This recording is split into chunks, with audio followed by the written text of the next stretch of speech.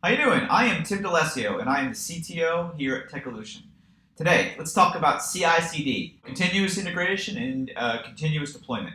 What is CI/CD? Why is it important? Why should we use it? A lot of the industry uses the two words interchangeably. They call CI/CD, they just kind of lumped it all together. So we actually like to split it out and actually go as far as to actually use separate tools for each. So when I say CI, I mean continuous integration. So that really entails taking the code that is checked in by your developers in some automated fashion. So once it's committed into your Git repository, you have a solution that goes in and monitors that code to see when it has changed.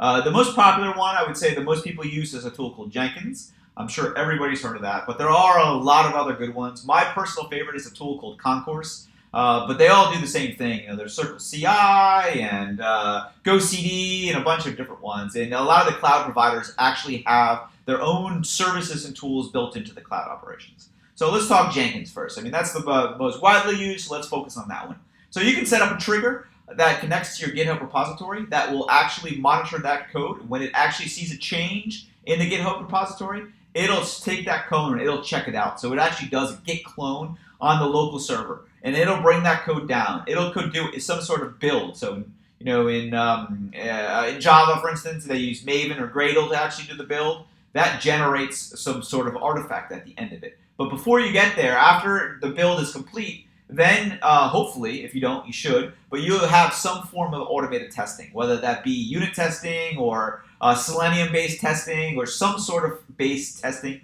where you're going and you're actually testing the artifact that you just completed. Once that's complete and that's good, then you'll probably do some form of linting or scanning. So you'll go in and you'll actually do some static code analysis on it. Make sure that code adheres to best practices, like a tool like SonarQube or some like Fortify tool for scanning for security. So that's another good option. You want to make sure that the code is secure, you're following best practices. And then once that's complete, then it will actually go out and it'll build that artifact.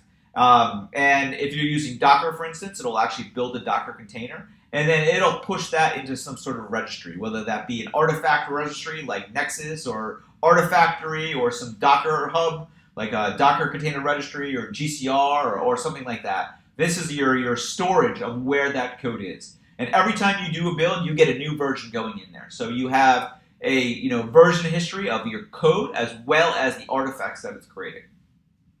Okay, so that's pretty much the whole CI part. So if anything happens during that, what they call a pipeline, anything breaks, your test fails, a security vulnerability is found, that's going to blow up your pipeline and shut down that deployment and that creation of the artifact. So now your dev teams need to go in, fix that problem and see what's wrong, get it back on track and rerun that job. So once that artifact's created, it's stored in your repository, that's when your CD comes in. So my favorite tool is a tool called Spinnaker, and that will actually allow you to do something called canary testing. So when your code is actually verified and good to go in your environment, then you can actually go out and have it deploy into a subset of VMs or a subset of containers and do what they call A/B testing or red-black testing. I mean, there's all different names for it, but it's essentially giving you a new version of your code that you can actually go out in production and see. And if it's good to go and you like all the results that you're getting, you can actually start throwing full traffic at it and actually get it to run.